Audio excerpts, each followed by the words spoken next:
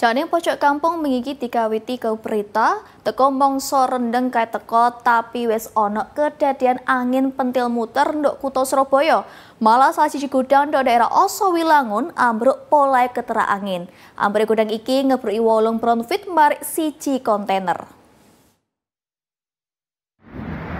Bulan Oktober tahun 2025. Beda.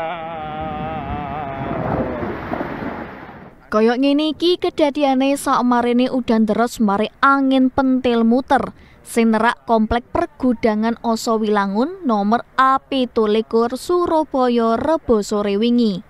Siji bangunan gudang ambruk, bronfit 8 duweke pegawai gudang keambrukan material bangunane gudang. Ketange, kedadian iki gak sampe mangan korban nyawa, polai kabeh wong sing nyambut gawe nduk jero gudang wis mlayu metu. Saliyane ngebruki bronfit, ambruke gudang iki yo ngebruki kontainer. Proses evakuasi barang sing keambrukan rodok suwe, polahe cipake pirang-pirang material gudang kegawa angin sampai nang dalan tol Romo Kalisari Tandes Surabaya. Akibate, separo lajur tol ditutup barek kendaraan kudu mlaku alon-alon. Haji Zainuddin sing duwe gudang Semoyo lega polahe pegawene gak ono sing dadi korban.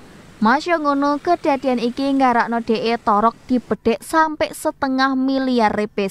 Dewi Imroatin, CTV.